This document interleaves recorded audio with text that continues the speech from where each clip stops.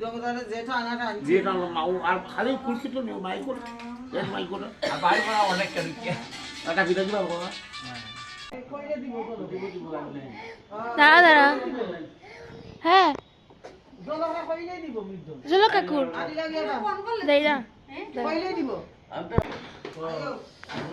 আমরা গরো সব আছে সামন উপর ধরে হাই ঠাকুমার রাখো তুমি তো ভিডিও করবে না তুমি তুলবা ভিডিও করো ভিডিও করতে হয় একটা উঠি না এটা ওই আমি তুলরা আর কি আর অতি সময় করবা আচ্ছা একটা উঠে ভাই শুনি মিলন না ভাই শুনি মাঘ মাসটা আসতে গেছে খালি প্রোগ্রাম বড় বাদি দি আমিও দূর তারপর দিল বাদ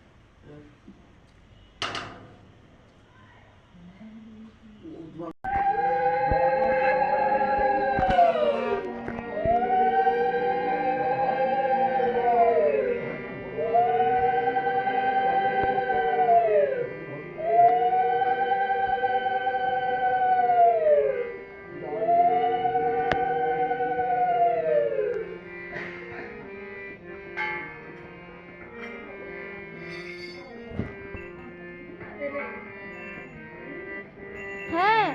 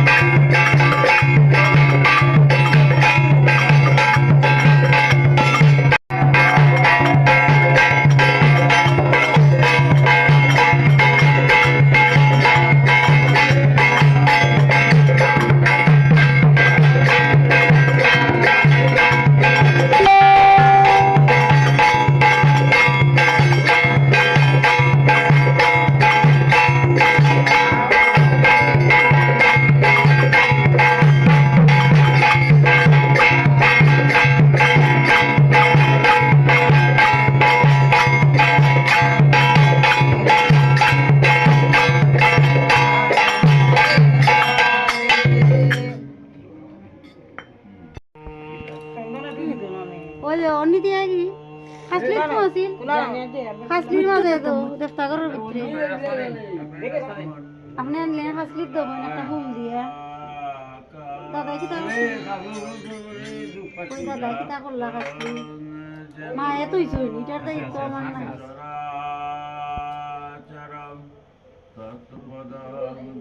পানি ফুটা দিয়ে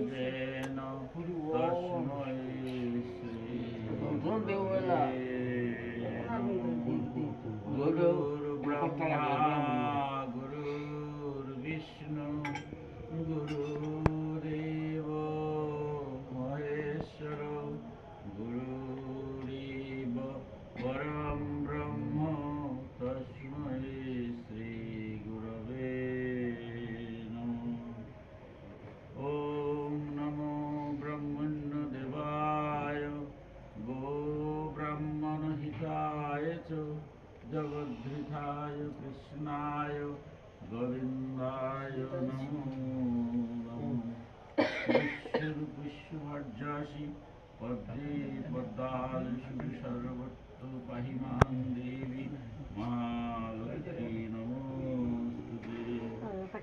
হা কৃষ্ণ করুণা সিন্ধু দীনবন্ধু জগৎপতে গোপেশ গোপিকাকান্ত রাধাকান্ত নমোস্তুতে। তপ্ত কাঞ্চন গৌরাঙ্গী রাধে বৃন্দা বনেশ্বরী বিশ্ববানুসুতে দেবী নমামি হরি বাঞ্ছা কল্পতরুভ্যশ্চ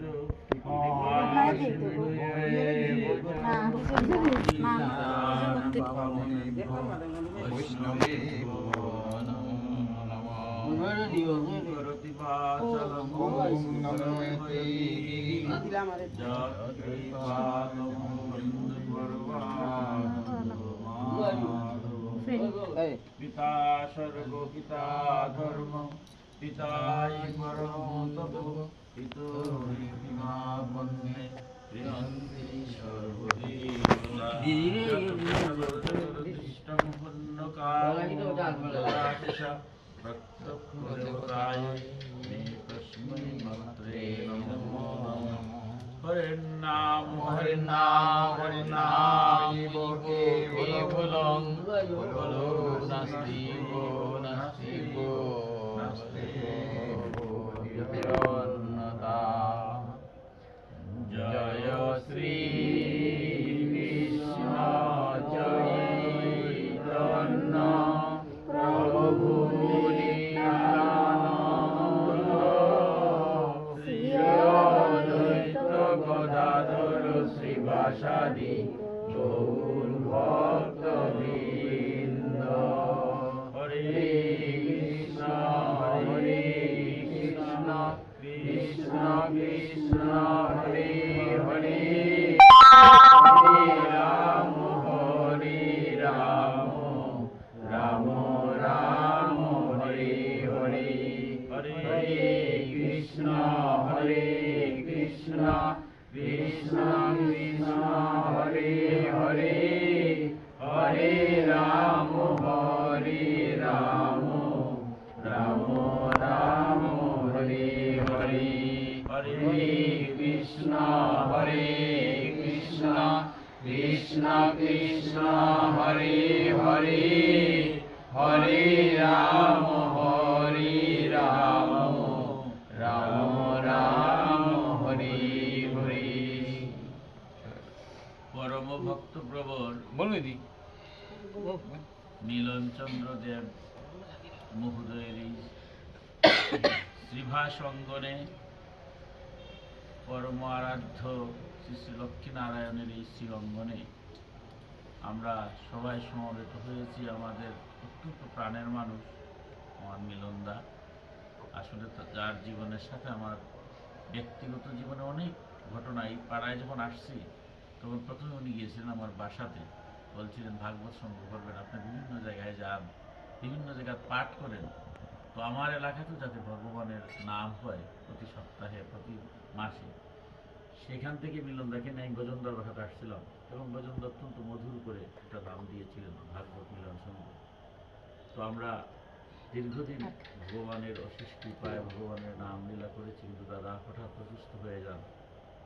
আমাদের সংসারে কে আসছে, কিভাবে যাব, কে সুস্থ কখন অসুস্থ কিছুই আমরা জানি না। জন্ম জন্মান্তরের ভগবানের নাম নিয়ে ভগবান যদি আমাদের কৃপা করেন তবে মঙ্গল হয়। সেই বাসনা নিয়ে আজ আমরা ভক্তবৃন্দ উপস্থিত হয়েছি লক্ষ্মীনারায়ণের কাছে। আমার দাদা মিলন দা যাতে একটু শান্তি হয়, তার অসুখের যাতে আরোগ্য লাভ হয়। আমার মাতৃসমতুল্য মিলনদার মা, যিনি আমারও মাতৃতুল্য, তিনি আজ এখানে উপস্থিত আছেন। স্বাভাবিক তাদের পরিবারস্থ সবাই এখানে উপস্থিত আছেন। আমরা যারা ভক্তবৃন্দ, আমার পরম পূজনীয় আমার সুভাষ দা, আমার ভজন দা, আমার গৌতম দা সহ যারা ভক্তবৃন্দ উপস্থিত হয়েছেন। ভক্তের ডাকি ভগবান শুনে, ভগবান সবচেয়ে, ভগবানকে যদি ডাকা যায় ডাকানো উনি শুনে। তাই আমরা প্রথমেই একটা মিনিট নিজ নিজ গুরুকে স্মরণ করে নিজ নিজ ইষ্টকে প্রণতি জানিয়ে অনাদিরাদি লক্ষ্মীনারায়ণের সম্মুখে, লক্ষ্মীনারায়ণের শ্রীচরণে একটা মিনিট আমরা মিলনদার জন্য, মিলনদার শান্তির জন্য, মিলনদার আরোগ্য লাভের জন্য অনাদিরাদি গোবিন্দের সামনে একটা প্রার্থনা করব, এবং প্রার্থনার মধ্য দিয়ে আমি আজকে ভাগবতে আলোচনায় প্রবেশ করব। ওম তৎসৎ।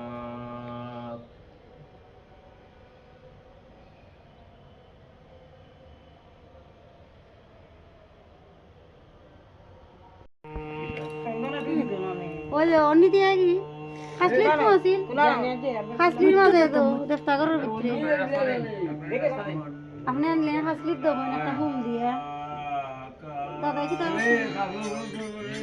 ওই দাদা কি তা করলা হাসলি মা এতই চুন এটার দায়িত্ব আমার না।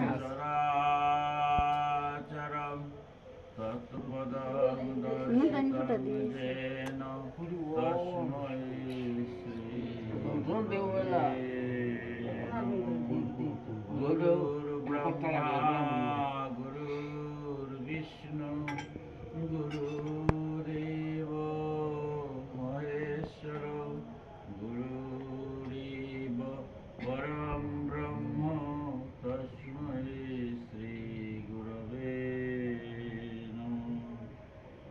ওম নমো ব্রহ্মণ্য দেবায় গো ব্রাহ্মণ হিতায় চ জগদ্ধৃতায় কৃষ্ণায় গোবিন্দায় নমো নমঃ।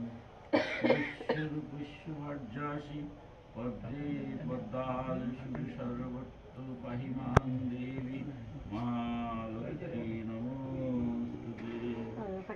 হা কৃষ্ণ করুণা সিন্ধু দীনবন্ধু জগৎপতে গোপেশ গোপিকাকান্ত রাধাকান্ত নমোস্তুতে। তপ্ত কাঞ্চন গৌরাঙ্গী রাধে বৃন্দাবনেশ্বরী বিশ্ববানুসুতে দেবী নমামি হরিপ্রিয়ে। বাঞ্ছাকল্পতরুভ্যশ্চ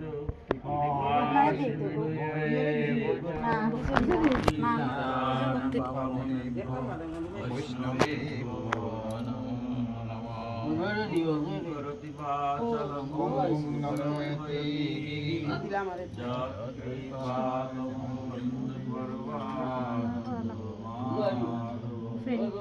পিতা স্বর্গ পিতা ধর্ম পিতাই পরম তপ পিতো মা বন্দে প্রিয়ন্তি সর্বদীষ্টং পুণ্যকাশা প্রত্যক্ষদেবতায় মে তস্मै মন্ত্রে নমো নমঃ। হরিনাম হরিনাম হরিনাম কেবলং বলো নাস্তি গো নাস্তি গো নাস্তি অন্যতা। জয় শ্রী কৃষ্ণ চৈতন্য প্রভু নিত্যানন্দ শ্রী অদ্বৈত গদাধর শ্রীবাসাদি গৌর ভক্তবৃন্দ। হরে কৃষ্ণ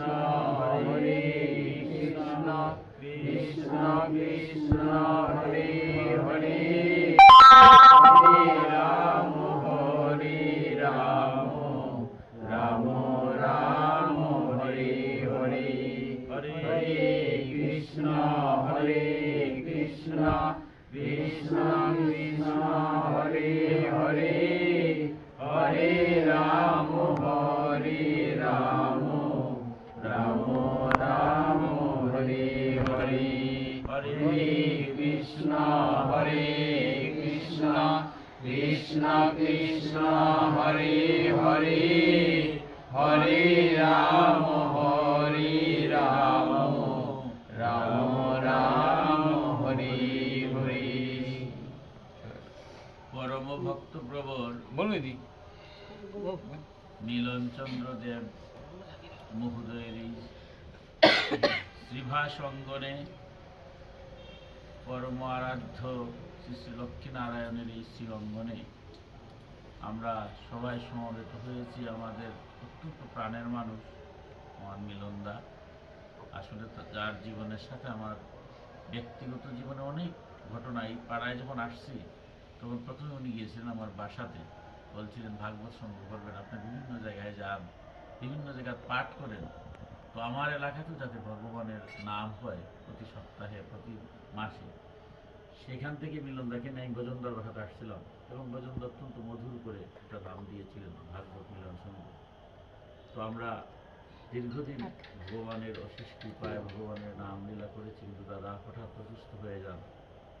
আমাদের সংসারে কে আসছে, কিভাবে যাব, কে সুস্থ কখন অসুস্থ কিছুই আমরা জানি না। জন্ম জন্মান্তরের ভগবানের নাম নিয়ে ভগবান যদি আমাদের কৃপা করেন তবে মঙ্গল হয়, সেই বাসনা নিয়ে আজ আমরা ভক্তবৃন্দ উপস্থিত হয়েছি লক্ষ্মীনারায়ণের কাছে। আমার দাদা মিলন দা যাতে একটু শান্তি হয়, তার অসুখের যাতে আরোগ্য লাভ হয়।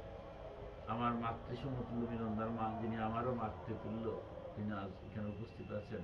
স্বাভাবিক তাদের পরিবারস্থ সবাই এখানে উপস্থিত আছেন। আমরা যারা ভক্তবৃন্দ, আমার পরম পূজনীয় আমার সুভাষ দা, আমার ভজন দা, আমার গৌতম দা সহ যারা ভক্তবৃন্দ উপস্থিত হয়েছেন। ভক্তের ডাকি ভগবান শুনে, ভগবান সবচেয়ে, ভগবানকে যদি ডাকা যায় ডাকার মতো উনি শুনে। তাই আমরা প্রথমে একটা মিনিট নিজ নিজ গুরুকে স্মরণ করে নিজ নিজ ইষ্টকে প্রণতি জানিয়ে অনাদিরাদি লক্ষ্মীনারায়ণের সম্মুখে, লক্ষ্মীনারায়ণের শ্রীচরণে একটা মিনিট আমরা মিলনদার জন্য, মিলনদার শান্তির জন্য, মিলনদার আরোগ্য লাভের জন্য অনাদিরাদি গোবিন্দের কাছে আমরা একটা প্রার্থনা করি এবং প্রার্থনার মধ্য দিয়ে আমি আজকে ভাগবতের আলোচনায় প্রবেশ করি। ওম তৎসৎ।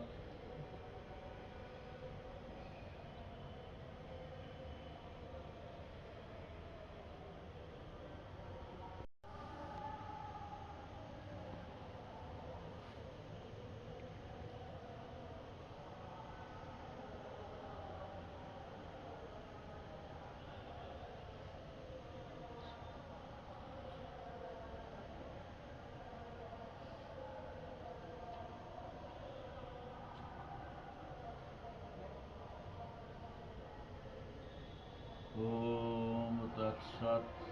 আমরা সবাই মিলনদার আরোগ্য লাভ শান্তির জন্য নারায়ণের শ্রীচরণে আমরা প্রণাম করলাম।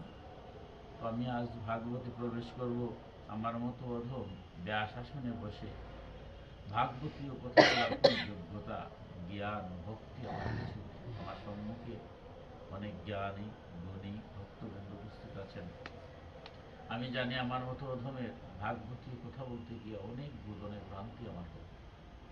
তাই সূত্রে নারায়ণগণ মাতৃমণ্ডলী, পিতৃব্যগণ যারাই উপস্থিত হয়েছেন, আমি আপনাদেরই সন্তান, আমি আপনাদের ছোট ভাই।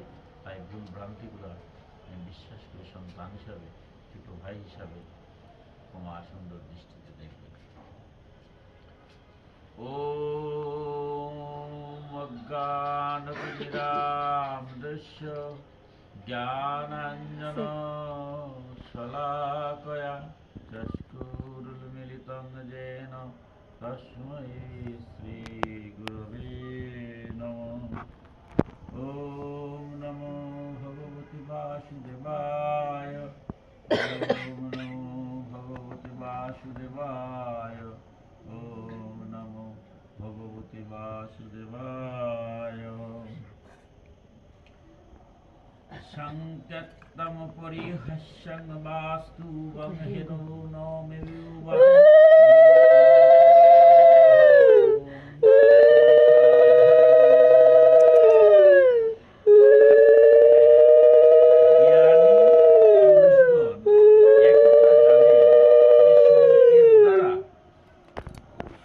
অর্থাৎ অন্য কোনো উদ্দেশ্যে অথবা পরিহাসস্থলে গীতালাপ পূরণার্থে অথবা অবাজ্ঞাক্রমেও যদি কেউ ভগবানের নাম উচ্চারণ করে তবে তার সমস্ত পাপ নষ্ট হয়ে যায়। সুখদেব গোস্বামী অনেক তত্ত্বকথার মধ্যে আজ অমৃত ভগবানের নামের যে কি মাহাত্ম্য, আমরা জন্ম জন্মান্তরে কে কি করেছি জানি না, কিন্তু জন্ম জন্মান্তরের পাপের ফলে আমাদের কোন সময় কি করছি জানি না, সেখান থেকে মুক্তির একমাত্র বিভিন্ন উপায় আছে, তার মধ্যে ভগবানের নামের চেয়ে বড় আর কিছুই নেই। তাই আজ বলছেন ভগবানের নাম আমরা হয়তো আজকে সুন্দর করে কীর্তন করে ভগবানকে ভক্তি করে ভগবানকে ডাকি, কিন্তু ভাগবতে বলছে যে না, অশ্রদ্ধার সাথেও যদি কি বলছে, দেখুন কি কঠিন কথাটা ভাগবতে, ভগবানের নামটা আজকে যেটা যেভাবেই হোক আপনি যদি নামটা বলতে পারেন, বলছে যে সংকেতের দ্বারা, হয়তো ভগবানের নাম আমি নিচ্ছি না, কিন্তু সংকেতের দ্বারা কিরকম, আমার মুখে হয়তো ভগবানের নাম আসছে না, কিন্তু একটা চিত্র হয়তো দেখলাম, চিত্র দেখে মনে হচ্ছে যেটা গোবিন্দ বোধহয়, অথবা কেউ হয়তো হরে কৃষ্ণ নাম নিচ্ছে, সেটা দেখে আমার মনের মধ্যে একটা উদয় হতে পারে ভগবানের নাম নেই, অথবা মুখে আমরা নাম নিলাম না, অন্তরের মধ্যে একটা মনে মনে একটা ভগবানের নাম সংকল্প করলাম, ভগবান বলছে যে তাও যদি হয় পরিহাস চলে, আমরা হাসি ঠাট্টা করি, হাসি ঠাট্টার মধ্য দিয়েও যদি ভগবানের নাম নেওয়া হয়, ভগবান কিরকম করুণার ধারা। কারণ ভাগবতের আজকের যে তত্ত্বকথাটা, আমার গীতায় ভগবান অত্যন্ত কঠিন কঠিন কথা বলছেন, কিন্তু ভাগবতে এসে ভক্তাধীন ভগবান যে ভক্তের অধীনে, তাই আজ গভীর তত্ত্বকথা বলছেন যে আজকে আমরা পরিহাস করে অনেক সময় ঠাট্টা করি, আমরা রং ফুর্তি করি, এর মধ্যে যদি ভগবানের নাম থাকে, আজকে নারায়ণ, লক্ষ্মী নারায়ণ, দুর্গা, শিব, রাধা, গোবিন্দ যে নামই হোক, ভগবানের যে কোনো নামই হোক, পরিহাস চলো যদি আমরা সেই ভগবানের নাম নেই গীতা লাভ পূরণার্থে, হয়তো গীতা ভগবানের মুখস্থিত বাণী, ভাগবত ভক্তের দ্বারা ভগবানের স্বরূপ ব্যাখ্যা হয়েছে, তো অথবা বেদ, স্মৃতি, পুরাণ, যে কোনো ধর্মীয় কথা আলাপ আলোচনার মধ্যে যদি গোবিন্দের কথাটা আলোচনা হয়, আমরা অনেক কিছু আলোচনা করি সারাদিন, কিন্তু যদি বলছে যে গোবিন্দের, হয়তো আমরা পূর্ণভাবে গোবিন্দের নাম নিতে পারলাম না, কিন্তু বিভিন্ন আলোচনার মধ্যেও যদি গোবিন্দের নামটা উচ্চারিত হয়, অথবা অবাজ্ঞাক্রমে, আমরা অনেক সময় দেখি, আমার মতো অধম একটা বাস্তব ঘটনা বলি, আমি যখন আন্তর্জাতিক কৃষ্ণ ভাবনা সংঘ 1909 সালে মাকে নিয়ে গিয়েছিলাম, তখন দেখলাম ভোরবেলা যখন কীর্তন হয়, তারা প্রত্যেকে একটা করে মালা দেয়, মালা দিয়ে প্রণাম করে বলে যে আপনারা ওই মালাটা অন্তত 108 বার জপ করুন। ওইটা তো ভালো, ভক্ত যারা অত্যন্ত আনন্দে এটা গ্রহণ করে। আবার আমার মতো ওরকম হয়তো এটা আমার কিরকম লাগছে, এরা দিয়েছে, যাই ভাবি হোক আর অভাবী হোক, দিয়েছে তখন একটু পড়ি। অনেক সময় দেখা গেল হরিনাম কীর্তন আমার যাইতে ভালো লাগে না, কেউ হয়তো জোর করে আমার নিয়ে গেছে, আচ্ছা গেলাম, জোর করে ভক্তি নাই, কিন্তু তারপরও গেলাম, ভক্তি দিলাম। ভগবান বলছে আমার নাম কেউ যদি অবাজ্ঞার সুরেও করে, সে তো আমার নাম বলছে, তাই বলছে অবাজ্ঞার সুরেও যদি কেউ আমার নাম উচ্চারণ করে, তবুও তার সমস্ত বিনষ্ট হয়ে যায়। ভগবান যে কিরকম করুণার ধারা, ভগবান দেখুন, গীতাটা হচ্ছে ভগবান এটা করবেন এটা করবেন না, এই কথা গীতায় বলছে, কিন্তু ভগবান যে এত করুণার ধারা, এটা গীতায় বলা যায়? নিজের প্রশংসা তো নিজে করতে পারেন না, একজন শিক্ষক ক্লাসে পড়ান, শিক্ষক কিরকম সেটা ছাত্রই বলতে পারে। ভাগবতটা হচ্ছে ভক্তের দ্বারা, ভক্ত সুখদেব গোস্বামীর দ্বারা। তাই ভগবান যে করুণার ধারা, যদি কোনো ভক্ত যে কোনো ভাবেই হোক, যদি ভগবানের নাম গুণকীর্তন অর্থাৎ অবাজ্ঞার চলেও, পরিহাস চলেও, যদি নাম লয় তবু আমরা জন্মান্তরের যত পাপ আছে সেটা বিনষ্ট হয়ে যায়। এবার বলছেন পতিতস্খলিত ভগ্না সন্তুষ্টস্তব্ধবাহত হরিরিক্তবশীনাহ ভূমান্নতি জাতনাম। যে ব্যক্তি উচ্চ স্থান থেকে পতনের সময়, পথ চলতে চলতে পদস্খলনের সময়, ভগ্ন দেহ অবস্থায় অথবা সর্পাদি কর্তৃক দংশনকালে, অগ্নিদগ্ধ অবস্থায় বা আহত হয়েও বিমোষ অবস্থায় হরি হরি বলে ভগবানের নাম উচ্চারণ করে সেই ব্যক্তি আর নরক যন্ত্রণা মুখ করতে হয় না। কঠিন কথা। যারা ভক্ত সব সময় ভগবানকে ডাকে, কিন্তু আমার মতো অধম সব সময় ডাকে না। কারণ আমাদের এই ভক্তকেও গীতায় ভগবান 4 ভাগে ভাগ করছেন। অর্থাত্রী, তারপরে বলছেন কি আর্ত, তারপরে কি বলছেন জিজ্ঞাসু, তারপরে বলছেন জ্ঞান। এই জ্ঞানী ভক্ত যারা, এটা ভাগবতে বলছে প্রেমী ভক্ত। অর্থাত্রী মানে কি, যারা কিছু চায়, ভগবান আমার এটা দাও এটা দাও এটা দাও, ভক্তি দিয়ে শুধুগুলোই চায়, সেটা হচ্ছে অর্থাত্রী। তবে সেটাও ভক্ত এই কারণেই তারা আর কারোর কাছে চায় না, ভগবানের কাছে চায়, তাই তারা ভক্ত। চাইতে চাইতে এক সময় গেতে করে অনেক দিয়েছেন ভগবান, আর চাই না, তোমার শ্রীচরণ চাই। এই অর্থাত্রী ভক্ত ধীরে ধীরে জ্ঞানী ভক্ত হয়ে যায়। এরপর আছে আর্তভক্ত, বিপদে পড়লে যারা ডাকে। এখন এই মুহূর্তে যেটা এই আর্তভক্তের কথা বলছে, বিপদ আসলো ডাকি, বিপদ নাই ডাকি না। আমার বাড়ি বিশাল অনুষ্ঠান, ভগবান তো বলছেন না অনুষ্ঠান না করতে, অনুষ্ঠান করব, কিন্তু পত্রম পুষ্পম ফলম কুসুম, একটু জল ফুল ভগবানকে দেব, কিন্তু আমি দেব না। গোবিন্দকে দেওয়ার আমার সময় হয় না। দুপুরবেলা যখন আত্মীয় স্বজন সবাই আমার বাড়িতে আসছে, হয়তো গোবিন্দ কৃপা করে আমার বাড়িতে এসে যদি বলে যে তোমার বাড়িতে এত বড় অনুষ্ঠান, তো ভালো, এটা খুশির বিষয়, কিন্তু আমার একটু পত্র পুষ্প ফল ফুল কিছুই দিলে না। হয়তো আমার মতো বলবে দেখো তোমার আমি তুলসী কথা দেবো, আমার তুলসী গাছ একটু নাই, আচ্ছা বাদ দাও, একটু ফুল দাও, ফুলও নাই, ফল দাও, এত বাজারও দাম, তোমার ফল দেবো, ঠিক আছে লাগবে না। আমি তো বলছিলাম একটু ভক্তি করে যদি একটু জল দেবো। এবার তো আর ভগবানটা বলতে পারবো না আমি জল দিতে পারি নাই, কি করব। এবার আমি কি করলাম, ভগবানের তারপরে এটা মানলাম না, ভগবানের কথা মানতে রাজি নয়, আমার মতো অধমের কথা বলছে। বললাম ভগবান তুমি কি জানো না, আজকে 5000 মানুষ খাবে আমার ছেলের বিবাহ, 5000 মানুষ খাবে, আর যারা আসবে এটা কারো বাড়ি যায় না, শুধু আমার বাড়ি আয়। বিরাট বিরাট প্রফেসর, ডাক্তার, ইঞ্জিনিয়ার, তারপরে কোটিপতি, ব্যবসায়ী, আজ তাদের খাওয়ার জন্য 20 রকমের আইটেম করেছি। তাদের চিন্তায় 1 মাস দিলে আমার নিজেরই ঘুম হয় না, ঔষধ খাই, ঘুমের ওষুধ খাই, তারপরে ঘুম হয় কিনা। এত ঝামেলার মধ্যে আমি আসি, আর এখন তুমি 12টা বাজে, এখন তুমি শুরু করলা তোমার আমি পত্র দিলাম না, পুষ্প দিলাম না, একটু ফুল দিলাম না, টেবুল জল দেওয়ার কি আমার সময় আছে? আমার অনাদি রাধি গোবিন্দ কি করবে, চুপচাপ চলে গেল। যখন 1টা বাজে, আত্মীয় স্বজন পরিজন বন্ধু বান্ধব সবাই আসছেন, মাত্র খালি বার্তা দেওয়া হয়েছে, এবার ভূমিকম্প শুরু হয়েছে। যেমনে না ভূমিকম্প শুরু হয়েছে, এবার তো বুঝতে পারছি যে আমার ব্যাংক ব্যালেন্স দিয়ে কাম হইতো না। বন্ধু বান্ধব আত্মীয় স্বজন, বিরাট শক্তি, বিজ্ঞানের যুগে বাস করছি, কত যুক্তি বুদ্ধি দেখায়। এবার দেখছি ভগবান চার হবে, এবার হা কৃষ্ণ হা কৃষ্ণ হা গোবিন্দ বলে চিৎকার শুরু করেছে নয়নজলে।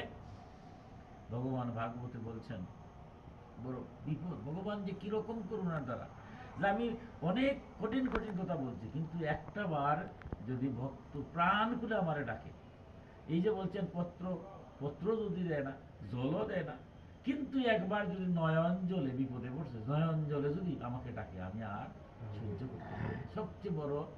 সবচেয়ে বড় পূজা ডাকা হচ্ছে নয়ন জলে। যখন আমি নয়ন জলে ডাকলাম, তার গতি নাই, ডাকছি কিসের জন্য? ভয়ের জন্য, যে এবার তো নিজেও মরবো, আত্মীয় স্বজন যারা যে সব বন্ধু বান্ধব ক্ষমতা তো সব শেষ, এখন তো সব শেষ হয়ে যাবে।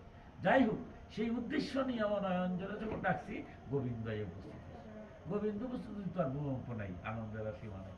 এবার গোবিন্দ বলতেছেন যে বাবা 1 ঘন্টা আগে আসছিলাম 12টায়, আসার পরে তোমার সময় নাই, এত ব্যস্ত না, আর 1 ঘন্টা গেল না, এখন তুমি নয়ন জলে ভাসাই আমার ডাকতেছো, কি হয়েছে? এখন তো বুঝে বলছি যে গোবিন্দ কৃপা করে।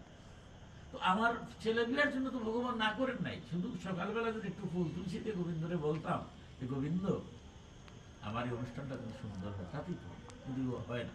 তাই বিপদে পড়েও যদি ভগবানকে ডাকি, তবু ভগবান বলছেন আমি তার ডাক শুনি। তাই একটা উদাহরণ দিয়েছেন, যে ব্যক্তি উচ্চস্থান থেকে পতনের সময় রাস্তা দিয়ে হাঁটছে, আমাদের ভগবান ভাগবতে বলছেন ভগবানের নাম স্মরণ করতে আমরা কিচ্ছু লাগে না। দুইটা জিহ্বা আছে, আপনার সাথে কথা বলছি, আবার অন্তর জিহ্বা দিয়ে গোবিন্দের নাম বলতে পারে। আমার গুরু যে বীজ মন্ত্র দিয়েছেন, একটা সংক্ষিপ্ত একটা বীজ মন্ত্র, ওই বীজ মন্ত্রটা প্রতিনিয়তই আমি জপ করতে পারি। এতে কোনো নিয়ম নীতি বাধা কিচ্ছু প্রয়োজন নাই। কিন্তু না, রাস্তা দিয়ে হাঁটছি, গোবিন্দকে স্মরণ করলে স্মরণ হচ্ছে না, হঠাৎ উচ্চস্থান থেকে পড়ে যাচ্ছি, এবার ভগবানকে ডাকছি, ভগবান তাও কি হয় আমি সেই ডাকও শুনি। পথ চলতে চলতে পদস্কল হাঁটতেছে ভগবান একবার ডাকতেছি না, হঠাৎ পাওয়াটা পিছলে গেছে, এবার পথ পড়ে যাচ্ছে, এবার ভগবান ভগবান গোবিন্দ গোবিন্দ ডাকছে, ভগবান বলছেন না তবু তোমার ডাকছে, আচ্ছা আমি সেটাও গ্রহণ করি। ভগ্ন দেহ, সুস্থ যখন দেহ থাকে তখন আমার মতো অত গোবিন্দরে ডাকার সময় হয় না। আপনারা ভক্ত, সুস্থ থাকলেও ডাকেন, অসুস্থ হলেও ডাকেন। তাই বলছে কেউ যদি অসুস্থ হয় তবুও যদি আমারে ডাকে, আমি সেই ডাকটাও গ্রহণ করি।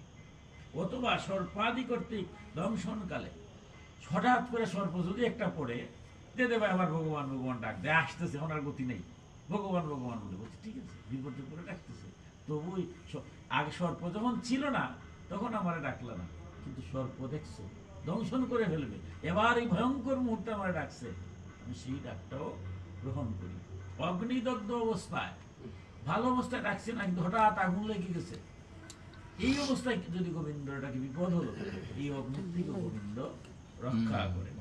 বা আহত হয়েও বিমোষ অবস্থায়, হঠাৎ করে আহত হয়ে গেছি, আহত হলে আমার মৃত্যু হতে পারে, কিন্তু আহত হয়েছি, এবার কি বলছে অবশ অবস্থায় আমার কথার আমার চেতন শক্তি হারিয়ে ফেলছে, এবার যদি হরি হরি বলে ভগবানের নাম উচ্চারণ করে, সেই ব্যক্তি আর নরক যন্ত্রণা ভোগ করতে হয় না।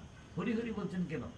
এই বিশ্ব ব্রহ্মাণ্ডে একমেব অদ্বিতীয় একজন ঈশ্বর এক, এই ঈশ্বর যখন এক তখন তিনি হরি। আমরা এর লেগে সত্য পূজা পার্বণ যোগ্য অনুষ্ঠান করি, সবার শেষে বলি হরি বল।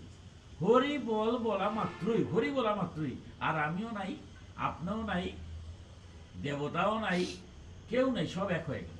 অর্থাৎ আমরা দেখেছি সৃষ্টিতত্ত্বের ঋগ্বেদে, আমরা পুরাণাদিতে দেখেছি ভগবান শ্রীহরি যখন একটা কল্প শেষ হয়, সমস্ত আত্মাগুলো একত্রিত করে, তখন তার যে নাম, তার নাম হচ্ছে হরি, একমেই বর্ধিত, তিনি এক।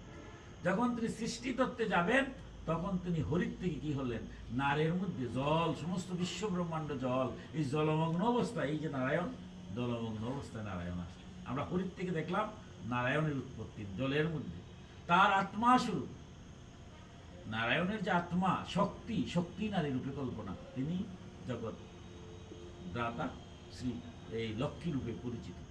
সেই নারায়ণ থেকে আবার তিনটা মূর্তি হলো, ব্রহ্মা বিষ্ণু মহেশ্বর। অর্থাৎ ব্রহ্মা রূপে তিনি সৃষ্টি করছেন, শিব রূপে তিনি ধ্বংস করছেন, এবং বিষ্ণু রূপে তিনি পালন করছেন। ভাগবতের চতুর্থ স্কন্ধে মধুর ব্যাখ্যা দিয়েছে যে সব যারা জ্ঞানহীন তারা আমাকে বিভিন্নভাবে দেখে, যারা জ্ঞানী এরা বুঝে যে আমারই স্বরূপ, আমি ব্রহ্মা রূপে সৃষ্টি করি, আমি শিব রূপে ধ্বংস করি, আবার আমি বিষ্ণু রূপে আমি পালন করি। তাই আপনার যে নামই উচ্চারণ করি না কেন, যেভাবে আপনার বিভিন্ন দেবতা, এরাও বলছেন বিভিন্ন শক্তি স্বরূপ, আমার শক্তি হলো ব্যবহার। গীতায় নবম অধ্যায়ে গিয়ে বলছেন, যারা জেনে কিংবা না জানে কোনো কিছু পাওয়ার জন্য অন্য দেবতা আরাধনা করে, তারা আমারই আরাধনা করে, আর তারা যে কিছু পায় সেটা আমার কর্তৃকই দেয়। সুতরাং দেবতারা আমার শক্তি স্বরূপ, এক ঈশ্বর তার বিভিন্ন শক্তি। যেভাবে আমরা কামনা বাসনা হয়ে যেভাবে ভগবানকে ডাকছি, যে রূপেই ডাকছি, ভগবানের নাম যদি আপনি স্মরণ করেন তাহলে আমার সর্ব পাপের স্খলন ঘটে। এবার বলছেন তার সমস্ত নরক যন্ত্রণা থেকে আমার মুক্ত হয়। এবার বলছেন গুরু নাম চ লঘু নাম চ গুরুনি চ লঘুনি চ প্রায়শ্চিত্তানি পাপনাং গাত্রগানি মহর্ষভি তিস্তানি ঘানি পুয়ন্তে তপুদান জপো মধাবি না আধর্মো জনং তৎ ধরং ততো শিপাশি সেবয়া। এবার কিন্তু কঠিন কথা বলছেন, মনু প্রমুখ মহর্ষিগণ পাপের গুরুত্ব ও লঘুত্ব বিবেচনা করে গুরু ও লঘু নানা রকম প্রায়শ্চিত্তের বিধান করেছেন।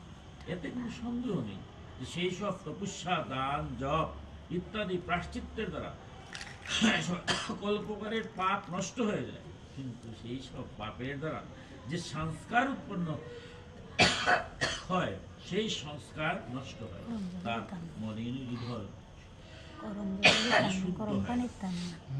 বলছেন মনু ঋষিরা যারা আমাদের সনাতন ধর্মে চারখানা প্রধানত বেদ, সেই বেদকে বোঝাবার জন্য 108খানা উপনিষদ হয়েছে, 18টা পুরাণ, 4 লক্ষ শ্লোক, 18টা উপপুরাণ, 20টা স্মৃতি হয়েছে। বিভিন্ন মুনি ঋষিরা বিভিন্ন যেমন বিভিন্ন মত দিয়েছে। সবাই মত দেওয়ার পরেও সব মত তো আমরা নিতে পারি না, তাই না আমরা আদি পিতা মনু যে মত দিয়েছেন এই মনুকে রেখেই আমরা কিন্তু বিভিন্ন মুনি ঋষিরা এরপরে কিছু পরিবর্তন হয়েছে। তো আমরা মনুসংহিতাকে আমরা বেদ স্বীকৃতি দিয়েছে মনুকে, ভাগবত দিয়েছে মনুকে, এই জন্য আমরা মনুর বিধানগুলোই মানি। কারণ বিভিন্ন ঋষিরা বিভিন্ন সময় আসছেন, স্থাল কাল পাত্রভেদে বিভিন্ন কথা বলছেন। এগুলা কেন বলছেন, কিভাবে বলছেন, এগুলো কঠিন। তাই সব শাস্ত্র একখানা আনার পরে সেটাকে মন্থন করা কঠিন হয়ে যায়। তাই আমরা দেখেছি মীমাংসা শাস্ত্রে যারা জ্ঞানী সমস্ত কথাগুলোকে মীমাংসা শাস্ত্রে এনে ব্যাখ্যা করেছে। তো আমরা তো মীমাংসা শাস্ত্রে গিয়ে সেটা ব্যাখ্যা করার মতো ক্ষমতা আমার নেই।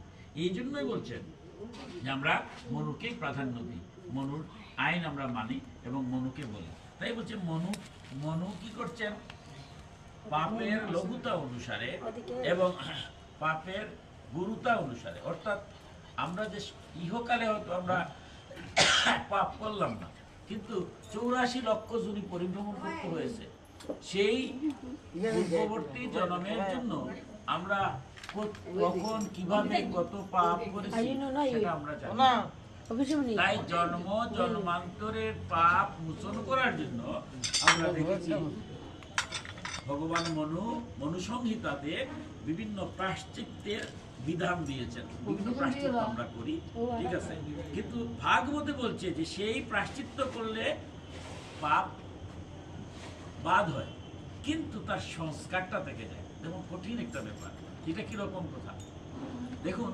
আমি গঙ্গা স্নান করলাম, তো আজকে আমি গঙ্গা স্নান করলাম, মা গঙ্গা স্নান করার সাথে সাথেই আমার সমস্ত পাপ মুছে গেল। কিন্তু কালকে থেকে যে আবার শুরু হলো, সেটা কি আমার মা গঙ্গা রক্ষা করতে পারবে? আমি আজকে প্রায়শ্চিত্ত করলাম, আজকে প্রায়শ্চিত্তের সাথে সাথে আমার পূর্ববর্তী পাপ চলে গেল। তপস্যা, দান, এগুলা সনাতন শাস্ত্রে মনুসংহিতা ব্যাখ্যা দিয়েছে। সেই নিয়ম অনুসারে আপনি দান করেন, সেই তপস্যা করেন, এমন তো কঠিন প্রায়শ্চিত্তের যে বিধানগুলো তো সহজ না। তপস্যা, দান, জপ, সহস্রবার জপ, লক্ষাধিক জপ, এগুলা জপ করা কিন্তু সোজা, কঠিন যতই মুখে বলা যায়, কিন্তু 100 জপ করে একটা যদি ভুল হয় তাহলে তো আবার বিপদ। বিধিহীন, আমার ভগবান নিজেই বলছেন বিধি ছাড়া করা যাবে না, এগুলো কঠিন। এগুলা দিলেও আবার পরবর্তী সমস্যা। কিন্তু বলছেন ভগবানের নাম, যদি ভগবানের নাম সর্বক্ষণে আপনার হৃদয়ের মধ্যে থাকে, মনের মধ্যে যদি আপনার শ্বাস প্রশ্বাসের মাধ্যমে যদি হরির নামটাকে আপনি নিয়ে যেতে পারেন, তাহলে বলছে এই হৃদয়টা অশুদ্ধ হয় না। এরপরে কি মধুর কথা বলছেন,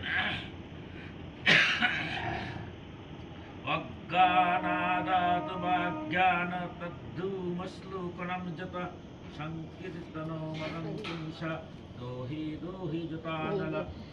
হরিনাম কীর্তন ভগবৎ সেবার দ্বারা সেই সব সূক্ষ্ম পাপ সংস্কারও বিনষ্ট হয়ে যায়। জেনেই হোক আর না জেনেই হোক, ইচ্ছায় হোক আর অনিচ্ছায় হোক, ইন্ধনের সাথে অগ্নির সংস্পর্শ হলে সেই ইন্ধন ভস্মীভূত হয়ে যায়। সেই রকমই জেনেই হোক আর না জেনেই হোক, উত্তম শ্লোক ভগবানের নাম সংকীর্তনে মানুষের সর্ববিত পাপ ভস্মীভূত হয়ে যায়।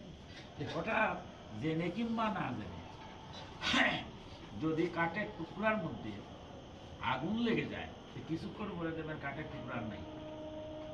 তো এটা জেনে কিংবা না জেনে কাঠের টুকরার মধ্যে আগুন লাগছে, একটু পরে এটা ভস্ম হয়ে যায়। তাই জেনে কিংবা না জেনে, ভাবে কিংবা অভাবে, যদি নাম সংকীর্তন আমরা প্রতিনিয়ত, এগুলো হলো তন্ত্রশাস্ত্র দেবাদিদেব মহাদেব সেগুলো বলছেন। তন্ত্রশাস্ত্র বিশাল একটা গ্রন্থ, সেই তন্ত্রশাস্ত্রে সেটা বেদ নির্ভর নয়, বেদ বিরোধী, একে অপরে পরিপূরক। ডক্টর মহানন্দ ব্রহ্মচারী, দেখুন আমাদের দেবাদিদেব মহাদেব যে বৈষ্ণবীয় তন্ত্রশাস্ত্রটার নাম হচ্ছে রাধাতন্ত্র। রাধাতন্ত্রে গেলে আপনি পরিণামটা পাবেন, রাধাতন্ত্র আছে, এবং সেই রাধাতন্ত্রের ব্যাখ্যাটা কলি সম্পূর্ণ উপনিষদ একটা আছে, ওই উপনিষদের মধ্যে এটার ব্যাখ্যা দিচ্ছে। এটা মহাপ্রভু আসার আগেও ছিল, কিন্তু কেউ ভয়ে এটা বার করে নেয়, কারণ আমাদের শ্রীনুর মাত মহামায়ে বিশ্ববীজ স্বরূপিণী হরিনাম মহামায়ে রামঙ্গবোধ সুরেশ্বর।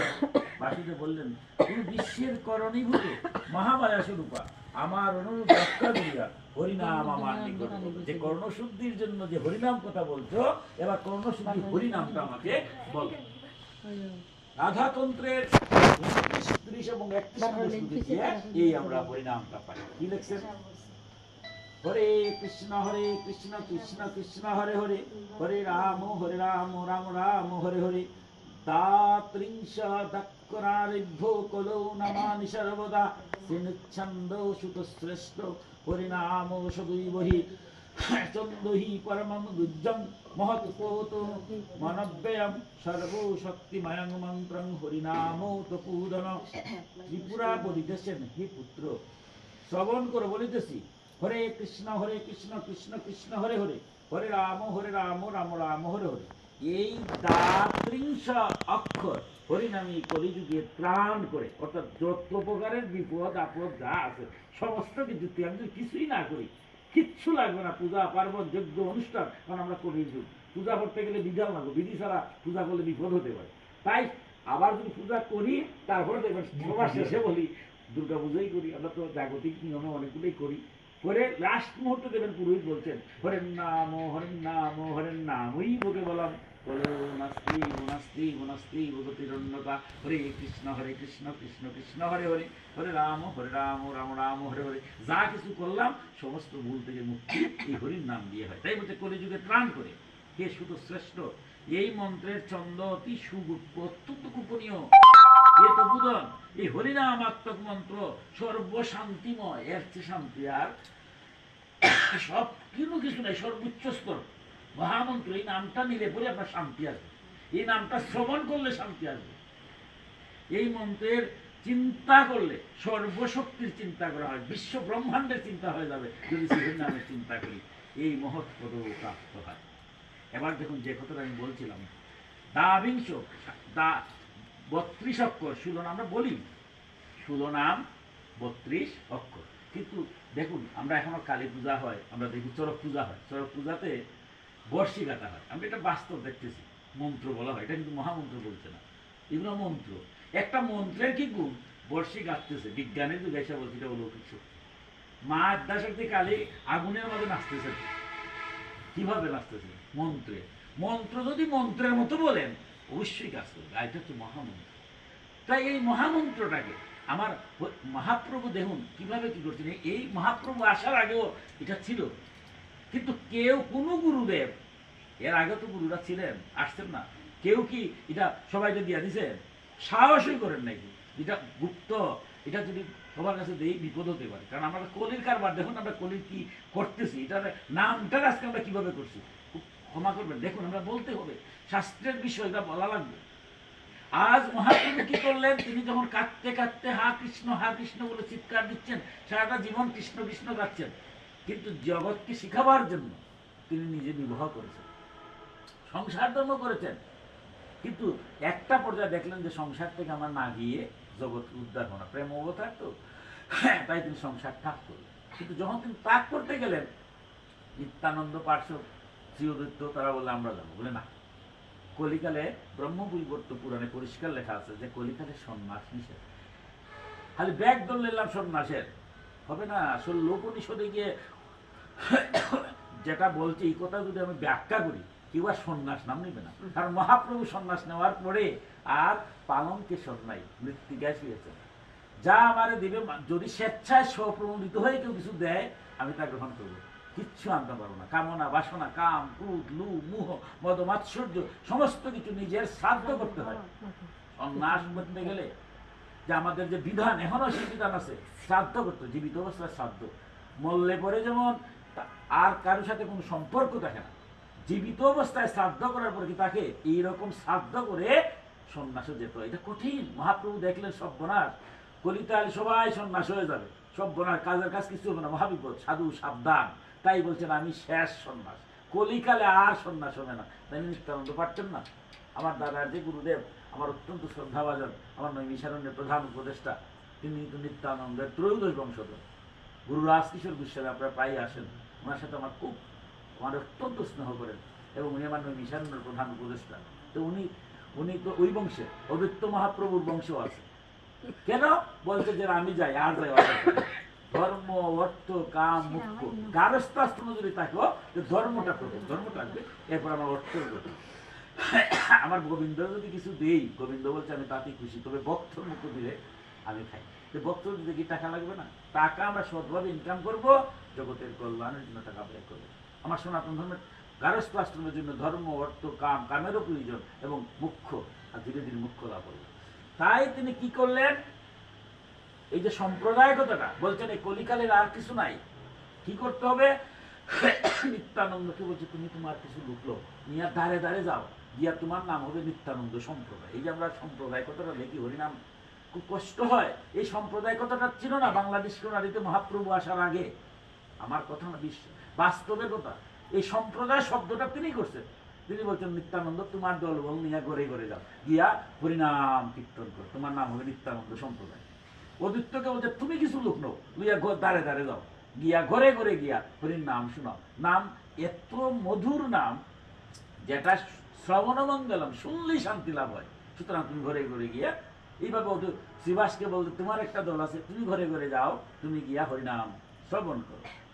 পরবর্তী পর্যায়ে মহাপ্রভু যখন সন্ন্যাস নিয়ে গেলেন, তখন কিন্তু নিত্যানন্দের স্ত্রী, এই যে অষ্টপ্রহর, এই যে বিভিন্ন বিধান টিধান, এগুলো কিন্তু পরবর্তীতে নিত্যানন্দের স্ত্রী, নিত্যানন্দ সহ তিনি বলে আমি চলে যাচ্ছি, হরিনাম কীর্তনটা হবে গৃহী, গৃহের মধ্যে হবে, যারা সংসারী জীব তাদের জন্য হরিনাম। সুতরাং তুমি সেই কাজটা প্রচার করো। নিত্যানন্দ, শ্রী অদ্বৈত, শ্রীবাস, দেখুন কি মধুর কথা। মহাপ্রভুর যে দর্শনটা কি বলছেন, যে তোমরা মনে করবা কীর্তন যে করছো আমার এর আগে বাদ দিবা না। আমরা এখনো মানি না তা নয়, আমরা দুইটা খুল বাজে। আমার দাদা অত্যন্ত মধুরভাবে কীর্তন করতেন, আমার খুব ভালো লাগে। তার ওনার একটা দল ছিল, আজ থেকে হয়তো 30 বছর আগে, ভিখারি সম্প্রদায়, হরিনাম কীর্তন আমি শুনেছি, কি মধুর কীর্তন, নয়ন জলে ভেসে যায়। আমি নিজে শুনছি আজ থেকে 30 বছর আগে। কিন্তু আজ কীর্তনী দল কীর্তন করছে। আমার কি বলছেন আমার মহাপ্রভু, যে স্বয়ং শ্রীকৃষ্ণ সকালবেলা গেছিলেন গুষ্টে গরু চড়াইতে, সেখানে গিয়ে কত মধুর মধুর কথা বলছে। আর রাত্রে করেছেন রাস, আত্মার পরমাত্মার মিলন। তাই হরিনাম কীর্তনটা হবে গুষ্ট থেকে রাস পর্যন্ত। লীলা করেছেন কত প্রহর? অষ্টপ্রহর, অষ্টকালীন লীলা আমরা বলি। 8টা প্রহরে 8টা লীলা করেছিলেন ভগবান শ্রীকৃষ্ণ। মহাপ্রভু এসে করলেন কি, যে 8টা লীলা আমি নামের মাধ্যমে তোমাকে বলি। অষ্টকালীন লীলা, অষ্টকালীন সুরে হরিনাম কীর্তন করবো। অষ্টকালীন সুর আছে, আমার মতো ওঠে আমি কথা বুঝলাম যে হয়তো সবাই অষ্টকালীন সুর পারে না। আমার দাদা একদিন গান গিয়েছিলেন রাত্রে, সম্ভবত গত রাস বা এর আগের রাসে বলছিলাম যে দাদা একটু রাস কীর্তন শুনতে ইচ্ছা করে, রাত 12টার সময় বলতে হয় না, এর আগে রাস এরকম সুর করে বলা যাবে না। আমি শুনেছি দাদার মুখে। আরেকটা আমি এবার শুনেছি কুমিল্লার একটা দল, আমি হাত জোর করে বলছিলাম, তোরা জানে 12টা থেকে যখন আধা ঘন্টা যাইতে পারে না, একেবারে পাশানো করে যাবে, কি মধুর সুর। মানে রাত্রি 12টায় যে সুরটা, রাসের যে সুরটা, আমার দাদারা শুনছি কিচ্ছু বলা যাবে। নামের কি মাহিত্য, সুরেই আপনার নয়ন জল। এই সংসারে আসলাম, চলে যাব। আসা কি করলাম? আসলাম ওই মাতৃগর্ভ থেকে, আসার সময় কত কিছু বললে এলাম, জগতের লেগে আমি কি করিয়া গেছি, কিচ্ছুই করতে পারি না। আমার করলাম, জগতের লেগে কি করলাম, চলে যাবো। আমার পূর্বপুরুষ, আমার বাবা চলে গেছে, দাদা চলে গেছে, আমি দেশে হয়তো 3 পুরুষের নাম বলতে পারবো। আচ্ছা ধরেন আপনার বাবা 4 পুরুষ বললেন, 5 পুরুষই বললেন, এর আগে তো আপনার এখন ছিল, তার নাম কি বলে না, তা আমার নাম কি বলবে? আসলাম যে সংসারে কি করে গেলাম। এই যে কথাগুলো নামের মধ্যে এত মধুর। আমার মহাপ্রভু বলছেন যদি অষ্টকালীন সুরে কীর্তন হয় কিচ্ছু বলা লাগে না। ঘটনা দেখি, যেভাবে মন্ত্র যেভাবে উচ্চারণ করলে বর্ষিকাতা হয়, রক্ত এক ফুটা বাইর হয় না, ঠিক হরিনাম মহামন্ত্র দিলে পরে আমার ভিতরে তো ভগবান আছে। আমরা যে এখানে আছি সবার কিন্তু ভগবান নাই, ভগবান যদি থাকতেন না তো মরে গেলাম না। এই মুহূর্তে যদি আমার ভগবান যায় গিয়ে শেষ নিঃশ্বাস থাক, তাহলে আমার নামও কি বলবে না, বলবে এটা লাশ, বলে না? আমি ভগবান আমার দেহের মধ্যে আসি বললে আমি আসি। এই মুহূর্তে চলে গেলেন ভগবান, শ্বাস ফেলে গেলেন, শ্বাস নিঃশ্বাস আমাকে বলবে যত এই ভগবান তো আমার দেহের মধ্যে আছে, আমার মধ্যে ভগবানের, কিন্তু আমি কি করছি পাপাকৃত হয়ে পরিবেশ পরিস্থিতি সব মিলে আমার দেহটার মধ্যে পাপ সঞ্চার হয়, ভগবানকে আমি দেখতে পাচ্ছি না। পরিণামে কি হয়, এই যে কর্ণশুদ্ধি, সমস্ত পাপ দূরীভূত হয়। আর একটা হলো গদাধরে দুইটা করতাল বাজে, একটা শ্রীঅদত্ত আর একটা হলো শ্রীবাস, আর হারমোনিয়ামটা যিনি বাজান তো মহাপ্রভুর প্রতিকৃতি। এই যে পাঁচজন আমরা কি দেখো দুইটা ফুল দেখি, দুইটা করতাল দেখি, আর যখনই মধুর কীর্তন করতেছে শ্রীরাম ত্রিশক্কর, তখন স্বয়ং শ্রীকৃষ্ণ বাঁশি মুরলী বাঁশি দিয়ে সবাইকে ডাকতেছেন। আমরা এই যে আপনারা ঠান্ডার মধ্যে আসছেন, ভাগবতে বলছে এমনি কি আসা যায়, ইচ্ছা করে এই বাঁশি এখনো বাজাচ্ছেন, কর্ণে গেছে, আমার মতো কর্ণে গেলে এটা শুনি না, কিন্তু ভক্তের কর্ণে যাওয়া মাত্র যেখানেই ভগবানের নাম কোনো কীর্তন হয়, ভক্ত সেখানেই চলে যায়, এখনো ডাকতেছেন ভক্তরা, নাইলে কেন আসে কেউ? তাই বলছে যখনই হরি নাম হবে স্বয়ং শ্রীকৃষ্ণ বাঁশি যে মুরলী বাঁশি দিয়ে সবাইকে ডাকবে, সেখানে আসবে। কিন্তু দুর্ভাগ্য হয় আজ কীর্তনী দলগুলোকে আমরা আনি 50,000 30,000 টাকা দিই, দ্বারে দ্বারে ভিক্ষা করে টাকাগুলো আনি আন্না, তারা 2,000 টাকা কম দেওয়া যায়, দেওয়া যাবে স্বাভাবিক, আমি বলি না কম দেওয়ার ভালো কথা, কিন্তু তারা রে আন্না আমি কি ষষ্ঠাঙ্গে প্রণাম করে বলতে পারি না যে আপনারা মহাপ্রভুর প্রতিনিধি হিসেবে কীর্তন করছেন, আমরা পারি না বিধায় আপনারা দিয়ে কীর্তন করেছি। মহাপ্রভু তো দ্বারে দ্বারে গিয়ে করছেন, এখন দ্বারে দ্বারে পারি না বিধায় আপনারা দিয়ে কীর্তন করেছেন। আপনারা কষ্টকালীন শিরোহরিনাম কীর্তন করবেন, শিরোনাম ত্রিশক্কর, অথবা পারেন না যদি আধ্যাত্মিক সুরে, এই ছায়াছবির সুর, আধুনিক সুর, কখনো করতাল এমন বাজান দেওয়া হয় যে করতালের মুহরা, আরে করতাল তো মুখ্য না, মুখ্য আমার নাম। আমার মাঝে মাঝে মৃদঙ্গ এমন দেখাইলাম বাহাদুরি, মৃদঙ্গ বাজবে মধুর করার জন্য, কারে মধুর? নাম রে, নামটা বাদ দিয়া খালি কুল করতাল বাজারে হয়, এই নামটারে মধুর করার জন্য মহাপ্রভু ব্যবস্থা করেছে। কিন্তু আমরা যদি এগুলো না করি, আর শুধু না দেখুন কত কষ্ট হয়, দুঃখ হয়। আমি চিন্তা করলাম, আমরা এই সিলেটে গেছি, সিলেটের কথা শুনলে বাইরে গেলে যে কি ঘটে, আমার জীবনে বহু ঘটনা ঘটছে, সিলেটের নাম পরিচয় দেওয়া মাত্রই মানে কি ঘটনা যে ঘটে। আমি মায়াপুরের কথাই বলি, যারা মায়াপুর গেছেন দেখবেন এখানে অনেক বিদেশিরা, ইংরেজ শুধু নয়, আর্জেন্টিনার লোক আছে, বিভিন্ন দেশের লোক আছে, বাংলা কথা বলতে পারে। যদি আপনি বাংলা বলেন বা ওদের সাথে একটু কথা বলতে চান, প্রথমে জিজ্ঞাসা করবে বাংলা বললেও গৌড় ল্যাঙ্গুয়েজ, মানে বাংলারে বলছে তারা গৌড় ল্যাঙ্গুয়েজ, গৌড় ভাষা। আর যদি খালি সিলেট বলেন আর কোনো কথা নাই, আমি অবাক, আমি নিজে দেখেছি, কোনো কথা নাই, প্রণাম করতে যায়। তবে সিলেটে মহাপ্রভু দেশে কত ভাগ্যবান আমরা। সেই এই যারা কথা আমি বলছি, যারা এই দেশে জন্ম নেয় নাই, মহাপ্রভুর বলছিলেন আছে যত নগরাদি রাম সর্বত্র প্রচারিত হবে মোর নাম, ভগবানের নাম সর্বত্র প্রচার হবে, সেই নামে তারা আসছেন। আসিয়া তারা কৃষ্ণ নাম বলে, দেখবেন আমার কথা যদি না হয়, আমার এই যে বলছি ইউটিউবে নৈমিষারণ্য একটা গ্রুপ আছে, গ্রুপের মধ্যে দেখি মাঝে মাঝে আর্জেন্টিনা অনেক ভক্ত আছে, ইংল্যান্ডে আছে অনেক ভক্তরা, তারা কি মধুর কীর্তন করে, হরে কৃষ্ণ কৃষ্ণ কৃষ্ণ হরে হরে, হরে রাম রাম রাম হরে হরে, বিভিন্ন সুরে, কিন্তু শিরোনাম 32 ঠিক না। আমরা এগুলো সব বাদ দিয়া এই হরে কত হান নাচানাচি করলাম, কত হান ফালাফালি করলাম। ক্ষমা করবেন, আমার কথা রাগ করুন না, দেখেন চিন্তা করে, এগুলো ফালাফালির বিষয় না। আমার এগুলো নাম শিরোনাম ধ্বনিত হবে, মন্ত্র, এটা যেভাবে হোক, আপনার আধ্যাত্মিক সুরেই হোক, অথবা এটা নাম যখন বলতে থাকবেন, দেখুন চিন্তা করে, যদি শিরোনাম ও ত্রিশক্করটা অষ্টপ্রহরভাবে উচ্চারণিত হয়, তাইলে এই জায়গাটার অবস্থা কি হবে চিন্তাই করে যাবে। কিন্তু আমরা মহাপ্রভুর নামটা আজকে ধ্বংস করে ফেলছি। একটা বার বিবেকের আছে যাচ্ছে না, যে এদেরকে আমরা বলতে পারি না যে আপনারা যদি শিরোনাম ও ত্রিশক্কর অথবা আধ্যাত্মিক সুরে অথবা অষ্টকারী সুর হরিনাম কীর্তন করেন না, তাইলে আমরা একটা খাবো। এই কথা বলতে পারি না, ভিক্ষা হয়ে একটা খানতেছি, আবার ভিক্ষা না করলেও তো হবে না। মহাপ্রভু তো নিজের কোটি টাকা থাকলেও এই হরিনাম কীর্তন করতে সুযোগ দেন নাই। আপনি যদি হরিনাম কীর্তন দেন, দেখবেন পরের দিন ঘুম তুলতে আবার নগরে যাই তোরা ভিক্ষা হোক, ভিক্ষা করে একটা পরের দিন নদীর মান্ড মানতে হয়, অহংকার শূন্য হওয়ার। ঠিক আছে, তাই বলছি নামটা কোন অবস্থায় যে শিরোনাম 32 আমরা বরং ভাগ্যবান। আমার মহাপ্রভু পতিত পাবন এই কারণে, কেন পতিত পাবন বলা হয়, যে কোন মহাপুরুষ আর কেউ দেন না। যত মহাপুরুষ আসছেন, এই যে কঠিন তত্ত্ব কথাটা বললাম, এটা আজকে নাই, কলিযুগের 5000 বছর ধরিয়া কর্ণশুদ্ধি গুরুরা কর্ণশুদ্ধির জন্য এটা দিচ্ছেন, কিন্তু কেউ এর প্রকাশ করছেন না। আমার গুরুদেব আমার কর্ণে ভিক্ষা দিচ্ছেন, কর্ণশুদ্ধি করছেন, এটা কি কেউ জানে? 3 মন্ত্রী মহামন্ত্র না, কেউ জানতো? কত মহাপুরুষরা আসছেন, কেউ কিন্তু এই সাহস করে নাই। আমার মহাপ্রভুর প্রতি পালন করি, তিনি এসে আমাদের করুণার সাগরী নামটা দিলেন। তাই বলছেন এই নামের দ্বারা মহাকবি নাম সংকীর্তন কলিকালের কারণ ব্রহ্ম নাম, সেই নামের দ্বারা সমস্ত কিছু কি হয়? মুক্তি লাভ করে।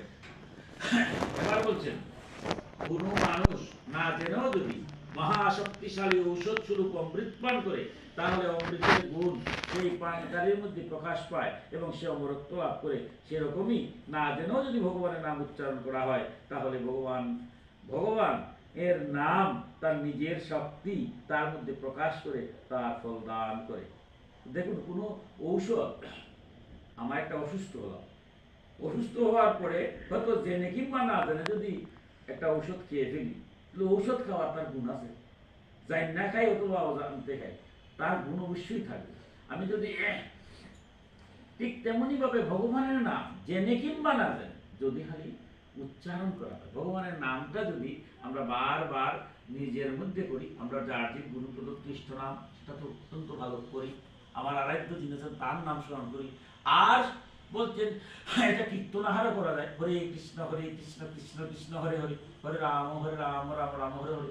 যেদিকে যাওয়া যায়, এটা নাম নিতে কোনো বিধান নাই। আপনার জেহারের প্রাণে কি বলছে? খাইতে শুইতে, আমার মহাপ্রভু কি বলছে?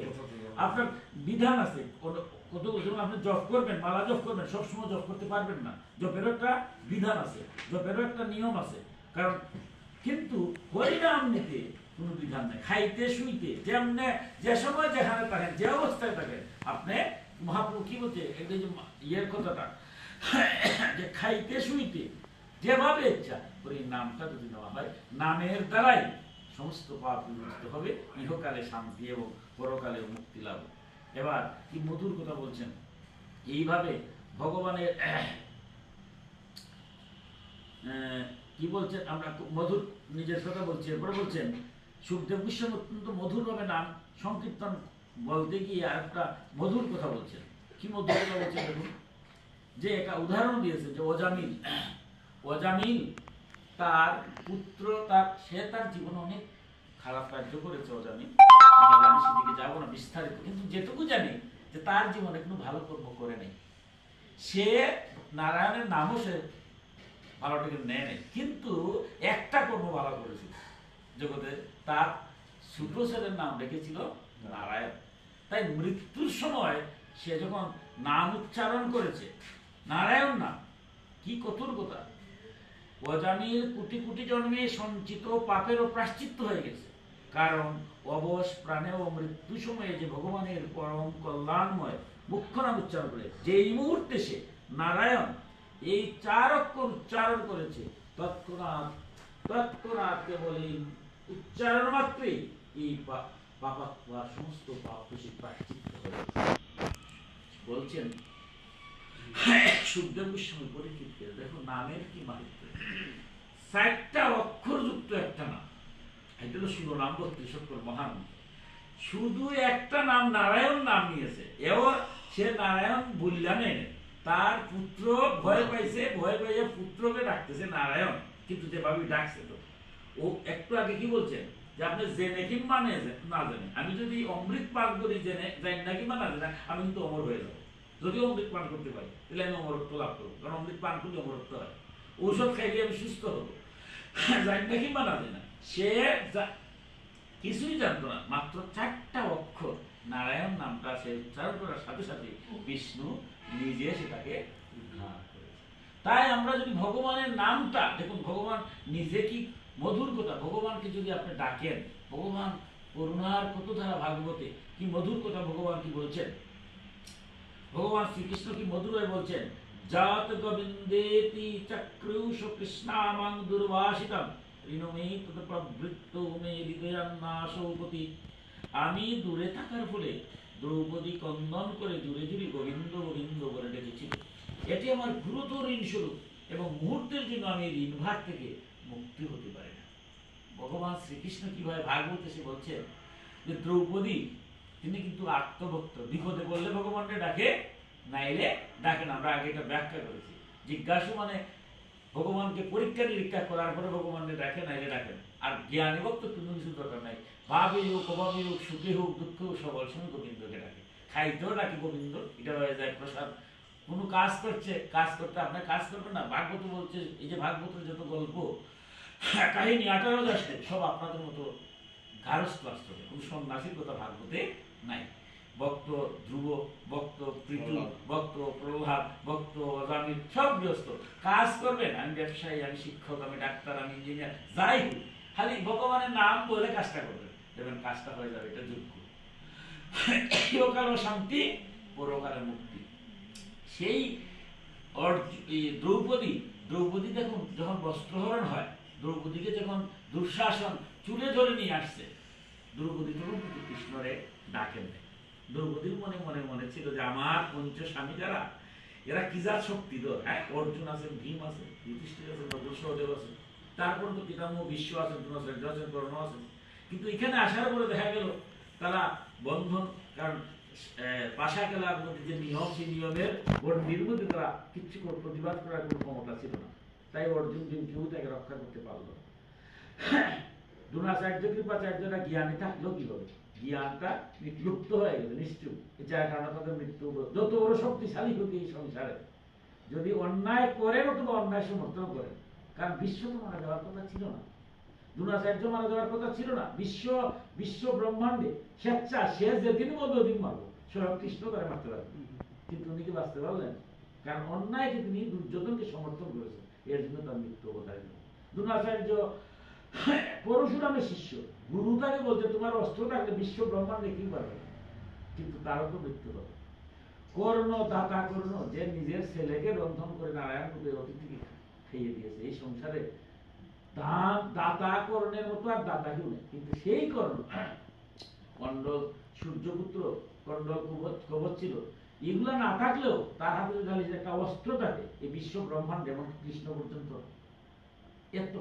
এত শক্তিশালী ছিল, কিন্তু সেও পতন হল, কারণ অন্যায় সমর্থন করে। কারণ স্কুলে যে বলো মাসুল শুরু মানুষ